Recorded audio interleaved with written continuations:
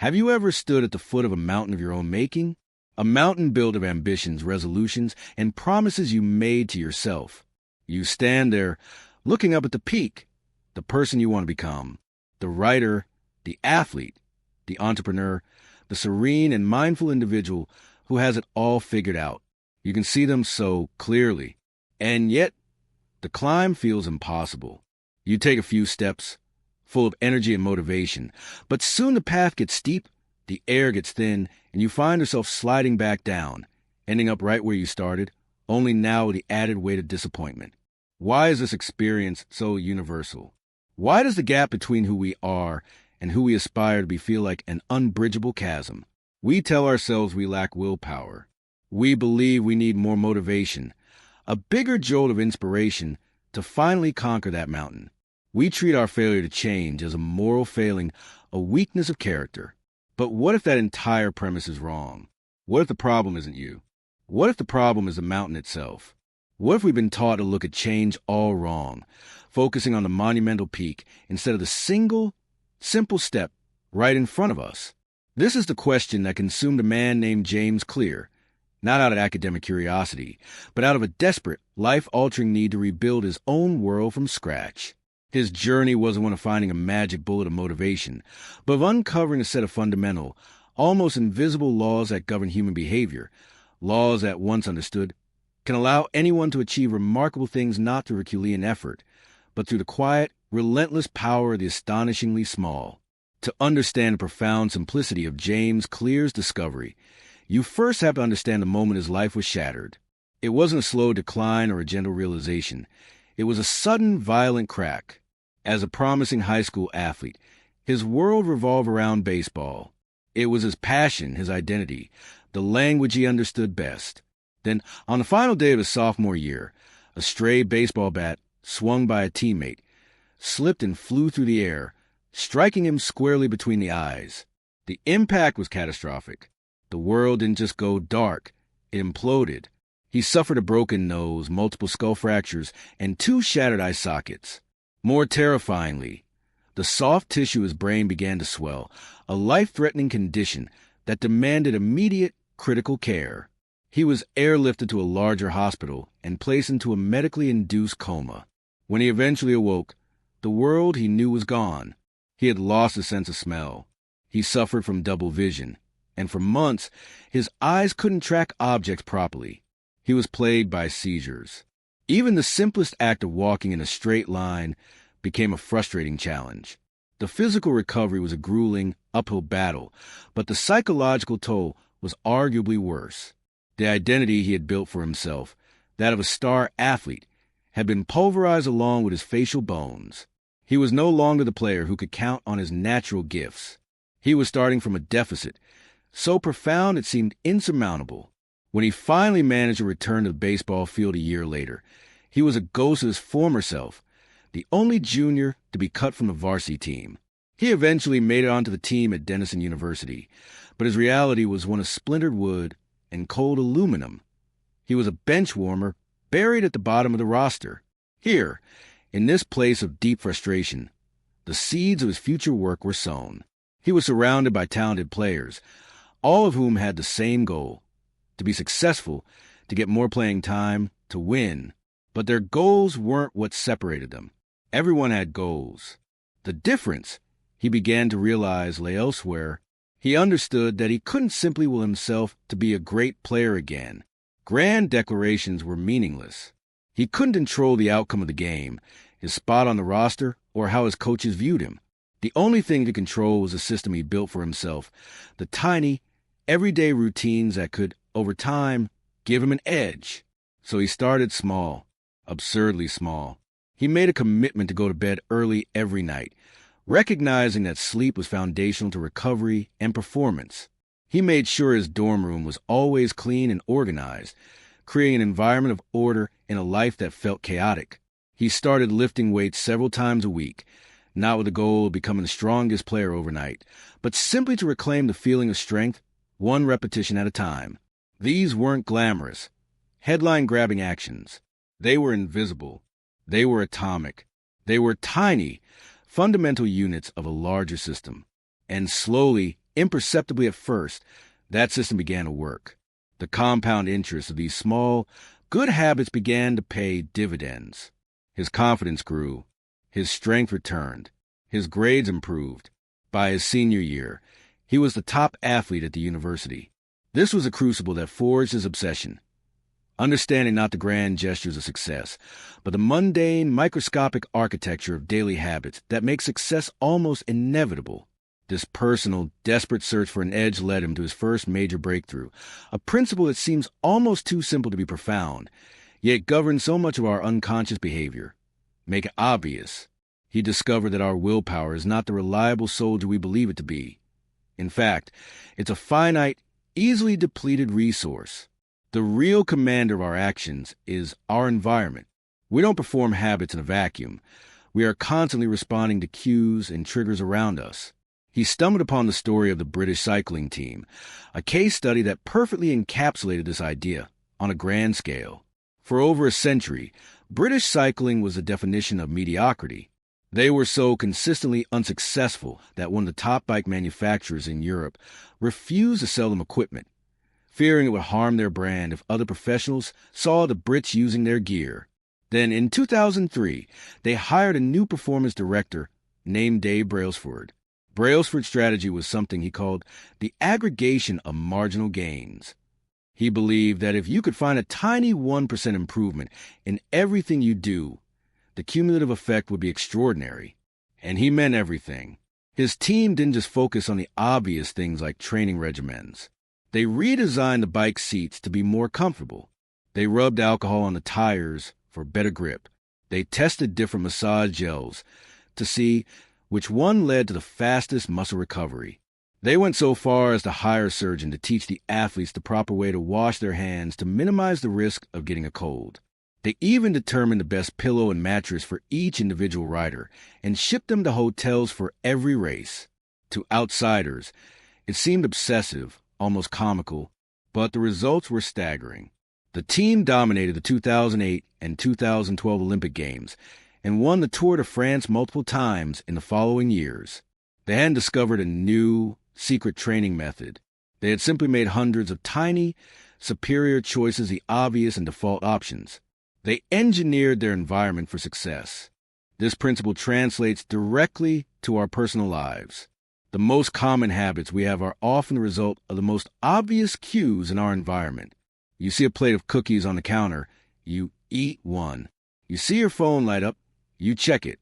These are not conscious decisions. They are automatic responses to visual triggers. Clear realized you could reverse engineer this process. If you want to practice guitar more often, don't leave it in its case in the closet. Place it on a stand in the middle of your living room. You'll be far more likely to pick it up.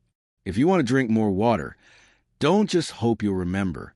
Fill up a water bottle and place it in a conspicuous spot on your desk every morning. The habit becomes tied to the environment, not to your fleeting motivation. He found stories that confirmed this again and again. A hospital cafeteria that wanted to encourage healthier eating didn't launch a willpower campaign. They simply rearranged the drink refrigerators to place water at eye level in every single cooler and moved the sugary sodas to the bottom shelves. Soda sales plummeted and water sales skyrocketed. They didn't change the people. They changed the architecture of choice. The first law of behavior change, then, is to make the cues of your good habits obvious and the cues of your bad habits invisible. It's about shifting the battlefield from your own mind, where willpower is a fickle ally, to the world around you, making your desired actions the path of least resistance. But as he dug deeper, Clear encountered a complication. Making something obvious wasn't the whole story. You can put your running shoes by the front door, a perfect execution of the first law. But if you fundamentally detest the act of running, you'll just learn to step over them on your way to the couch. An obvious cue for a habit you find repulsive is still an ineffective cue. This led him to a deeper, more primal truth about human nature. The second law of behavior change. Make it attractive. Our brains are not designed for long-term rewards. We are descendants of creatures who lived in an immediate return environment. Food, water, safety, these were the currencies of survival, and they were instant. Our brains evolved a sophisticated reward system, driven by the neurotransmitter dopamine. to push us toward these life-sustaining behaviors. Crucially, dopamine is released not only when we receive a reward, but in anticipation of one. It's the craving, the desire, the wanting that drives us to act. This is why we can scroll endlessly on social media. It's the anticipation of the next interesting post that keeps us hooked. The modern world has become masterful at exploiting this neurological loop for profit. But Clear realized we could exploit it for our own benefit. We could consciously link something we need to do with something we want to do. He tells the story of an engineering student in Ireland named Ronan Byrne, who loved watching Netflix but knew he needed to exercise more. Instead of trying to force himself to enjoy the stationary bike, he hacked it. He wrote a computer program that connected his laptop to the bike. The system was simple. Netflix would only play if he was cycling at a certain speed. If he slowed down, the show would pause. He didn't increase his willpower. He brilliantly fused an action he wanted to take, watching his favorite show, with an action he felt he should take, exercising. This strategy, which Clear calls temptation bundling, is a powerful way to make a difficult habit more attractive. You can only listen to your favorite podcast while you're on a walk. You can only get your fancy coffee from the cafe after you've completed your morning workout. You pair an immediate reward with a habit that has a delayed return. But attractiveness goes even deeper than personal rewards. It's woven into our social fabric. One of the most powerful human desires is the need to belong. We are herd animals, and we instinctively want to imitate the habits of the groups we are a part of. The habits of our culture, our friends, and our family feel attractive to us because they are a signal of belonging. If everyone in your family is a passionate reader, you're more likely to see reading as an attractive activity. If all your friends meet up to go rock climbing every weekend, the effort of learning to climb suddenly seems far more appealing. The key, then, is to join a culture where your desired behavior is the normal behavior. You don't just try to become a runner. You join a running club. You don't just try to learn an instrument. You join a band. By doing so, you upgrade the habit from a solitary chore into a shared social ritual, making it infinitely more attractive and sustainable. As Clear began to piece these laws together, make it obvious, make it attractive in their counterparts, make it easy and make it satisfying, he arrived at the grand, unifying synthesis of his entire philosophy. It was a realization that reframed the entire problem of self-improvement. The reason so many of our efforts to change fail is that we focus on the wrong thing. We focus on goals. We set our sights on outcomes. Losing 20 pounds, writing a novel, running a marathon. But goals are about the destination, a fleeting moment of achievement. Once you cross the finish line, the motivation that pushed you there evaporates. The true path to lasting change, the real aha moment, is to stop focusing on what you want to achieve and start focusing on who you wish to become. It's not about the outcome. It's about the identity. The goal is not to read a book. The goal is to become a reader. The goal is not to run a marathon. The goal is to become a runner. The goal is not to write a page. The goal is to become a writer. This shift from goal-based habits to identity-based habits is the secret to making them stick. This insight gives profound meaning to the atomic nature of a system. Every single action you take, no matter how small, is a vote for the type of person you want to become. When you choose a salad over fries, you cast a vote for being a healthy person. When you meditate for 1 minute instead of checking your phone, you cast a vote for being a mindful person. When you write a single paragraph, you cast a vote for being a writer. A single vote won't win an election, and a single workout won't transform your body. The change is imperceptible on any given day. But these tiny atomic votes, these small acts of self-affirmation, begin to accumulate. They build up a body of evidence.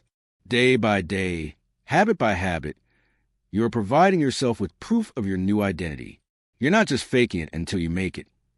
You are genuinely reshaping your self-image through small, concrete actions. This is why starting small is so critical. A habit must be established before it can be improved.